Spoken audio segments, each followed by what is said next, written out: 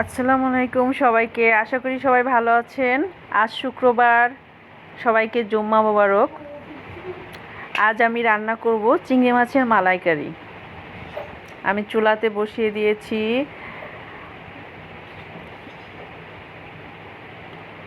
তেল গরম করে পেঁয়াজ পেস্ট, আদা পেস্ট, রসুন পেস্ট আর গোটা তেজপাতা এগুলি ভালো করে কষানোর পর পরিমাণ মতো মশলা দিয়ে দেব। প্রথমে দিয়ে দেব মরিচের গুঁড়া 1.5 চা চামচ, এরপর হলুদের গুঁড়া,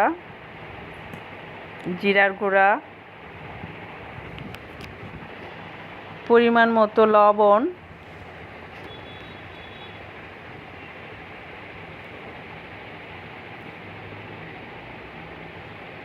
তারপর দিয়ে দিব বেটে রাখা কিছু গরম মশলা। একটু পানি দিয়ে ভালো করে কষিয়ে নেব যাতে মশলাটা লেগে না যায়।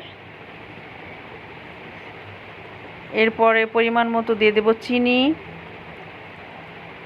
এরপর লাস্টে কিছু দিয়ে দেব গোটা কাঁচামরিচ। মশলাটা ভালো করে কষিয়ে নেওয়ার পর আমি আগে থেকে ভেজে রেখেছিলাম চিংড়ি মাছ, সেগুলি দিয়ে দিব।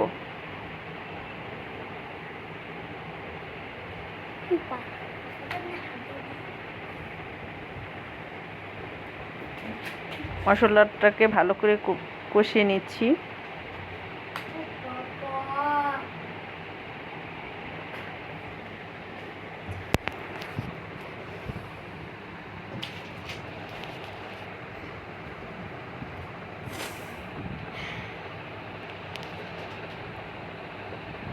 এবার আগে থেকে ভেজে রাখা যে চিংড়ি মাছ, সেটা মশলার ভিতর দিয়ে আরও বেশ কিছুক্ষণ কষিয়ে নেব।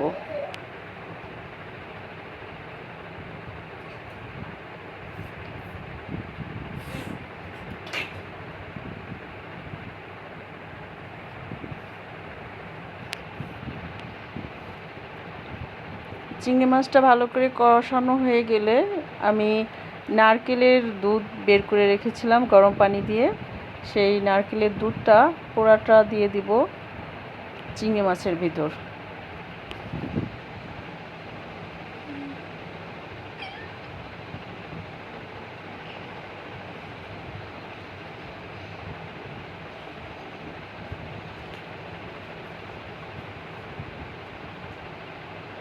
চিংড়ি মাছগুলি ভালো করে কষানো হচ্ছে। চিংড়ি মাছের মালাইকারি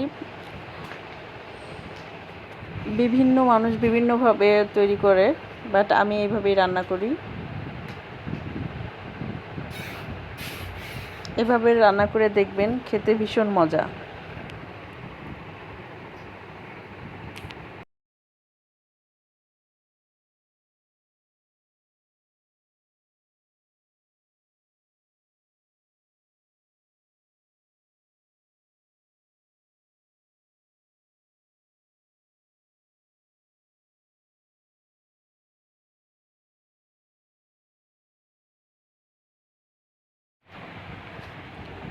এখন দিয়েছি চিংড়ি মাছের ভিতরে নারকেলের দুধটা।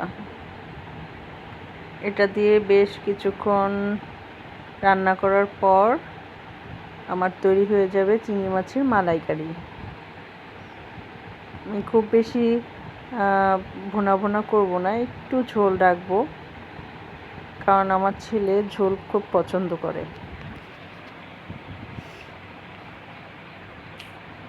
আমার চিংড়ি মাছের মালাইকারি প্রায় রান্নার শেষের দিকে। আমি বেশি একটা ঘন করব না, একটু ঝোল ঝোল রাখবো, কারণ আমার ছেলে ঝোল খেতে খুব পছন্দ করে। আর একটু ঝোল কমবে,